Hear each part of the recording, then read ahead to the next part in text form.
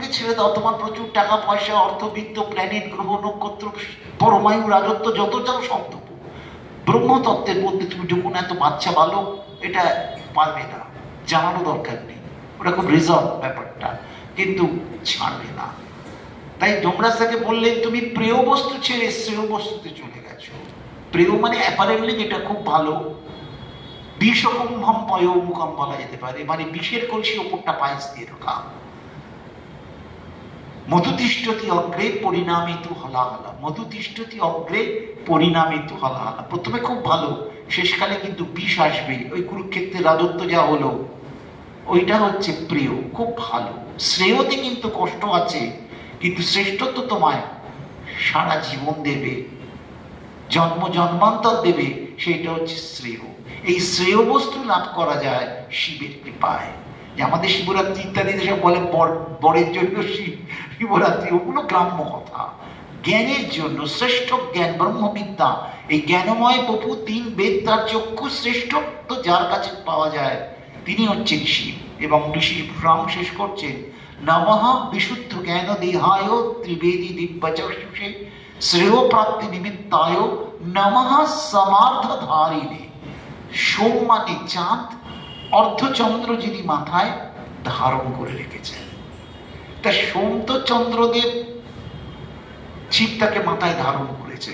এত ধারণ করারই বা কারণটা কি? আমাদের এই প্রেফারেন্সের কারণটা কি?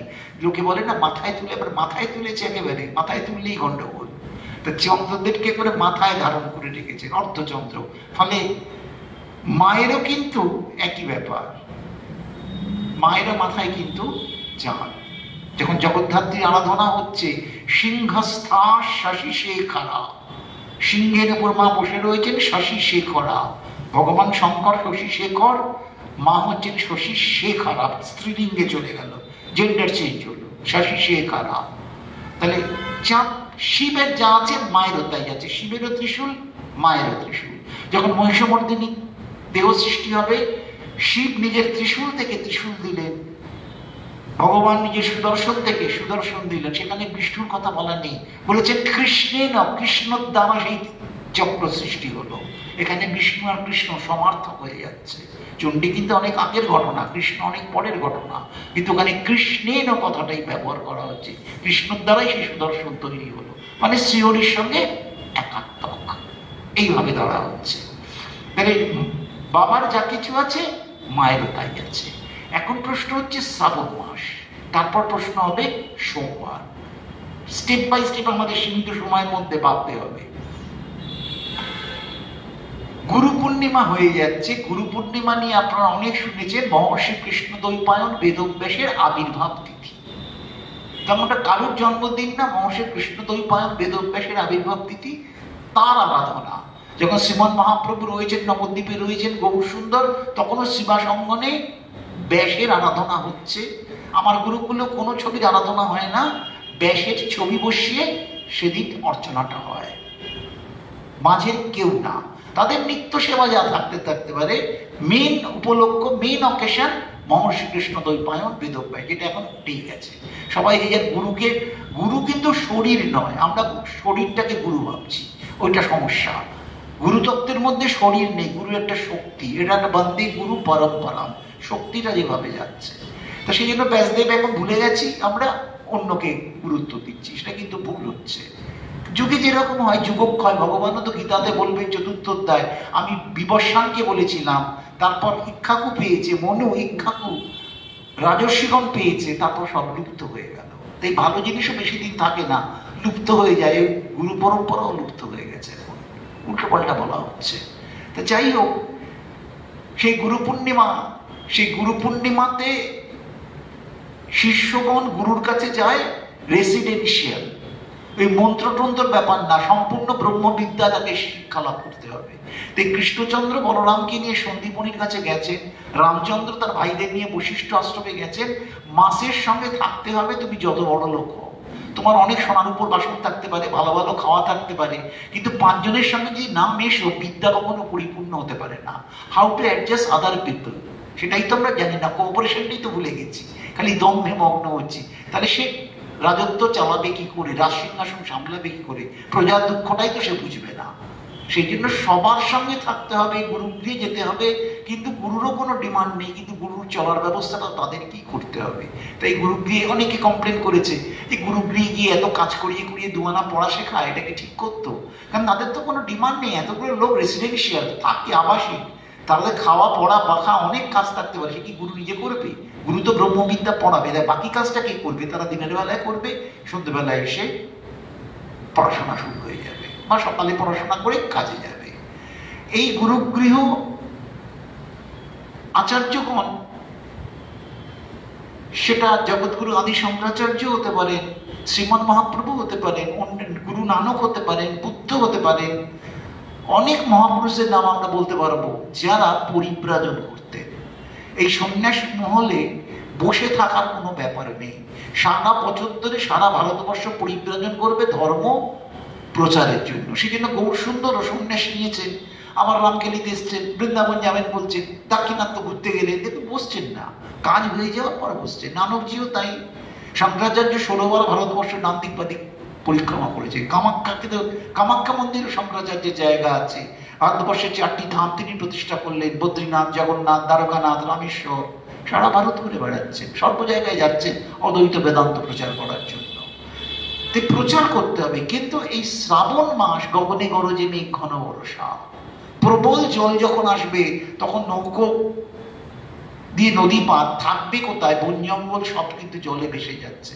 তাহলে একটা পাকা আশ্রয় দরকার, শেল্টার, যেখানে 4 মাস বৃষ্টি কেটে যাবে, ওয়েদার স্বাভাবিক হবে, তারপর তিনি আমার পরিব্রাজনে বেরোবেন।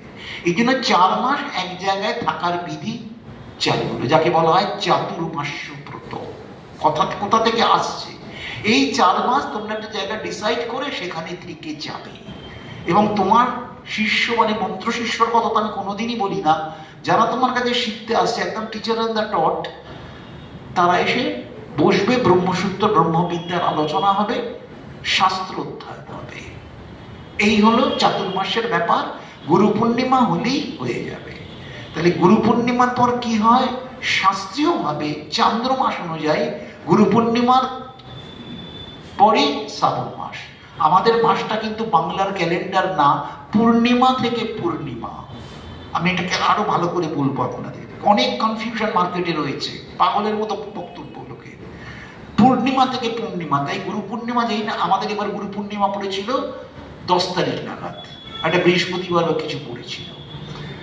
বেসিক্যালি কিন্তু আষাঢ় মাস, ওটা আষাঢ়ে পূর্ণিমা। জ্যৈষ্ঠ পূর্ণিমা হচ্ছে স্নানযাত্রা, আষাঢ়ে পূর্ণিমা গুরু পূর্ণিমা, শ্রাবণে পূর্ণিমা ঝুলন পূর্ণিমা। আমাদের শাস্ত্রীয় শ্রাবণ হচ্ছে আষাঢ়ে পূর্ণিমা থেকে শ্রাবণ পূর্ণিমা, মানে গুরু পূর্ণিমা থেকে ঝুলন পূর্ণিমা, এই রেঞ্জ।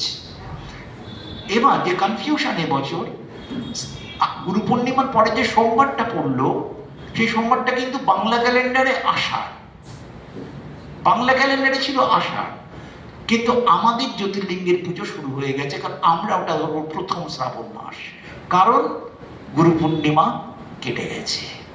তাই এই যে সোমবার গেল, সাধারণ কলকাতাবাসীর কাছে এই সোমবারটা প্রথম সোমবার, আমাদের কাছে এটা দ্বিতীয় সোমবার।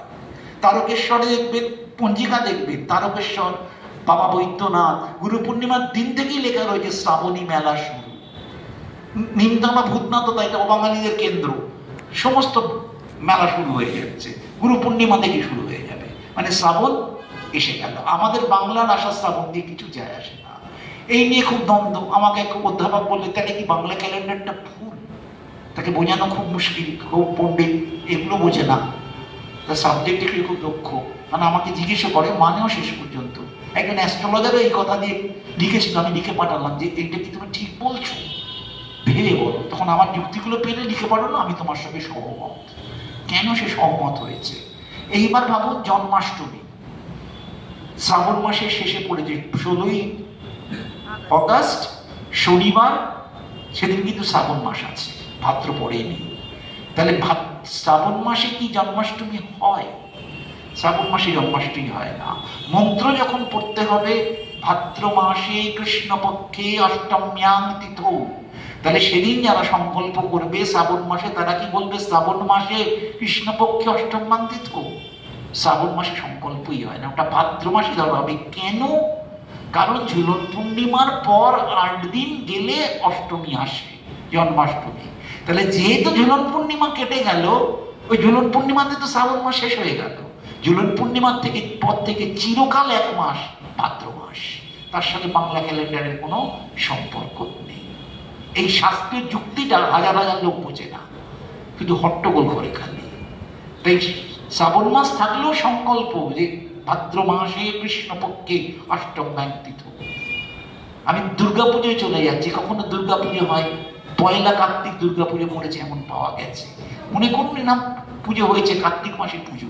একবার হলো কি, মহালয়া হয়ে গেল, হয়ে গিয়ে 1 মাস গ্যাপ গেল, তারপরে অমাবস্যা থেকে দুর্গাপুজো হলো, পুরো কার্তিক মাসের পুজো। তা কার্তিক মাসের যখন পুজো হচ্ছে, সেটা কি কার্তিক মাসে সংকল্প হলো? মল মাস পড়েছে বলে ওই কার্তিক মাসটাই আশ্বিন মাস হয়ে গেল, তাহলে বাংলা ক্যালেন্ডারের সঙ্গে কোনো সম্পর্ক রইল না। কার্তিক মাসের পুজোটাও কিন্তু আশ্বিনে মাসে শুক্লপক্ষে মহাষষ্ঠান্তিতেও বোধনকল্পে, একদম বোধনের মন্ত্র আশ্বিন মাস ধরেই করা হলো, কিন্তু সেটা কার্তিক মাস। তাই বাংলার সঙ্গে আমাদের যে মিল আছে, কিন্তু মিল থাকতেই হবে, এটাই স্বামী স্ত্রীর মতো, মিল আছে কিন্তু থাকতেই হবে এমন কোনো কথা না। অস্তিত্ব থাকবে কিন্তু সবই মিল থাকবে, না হতে পারে না।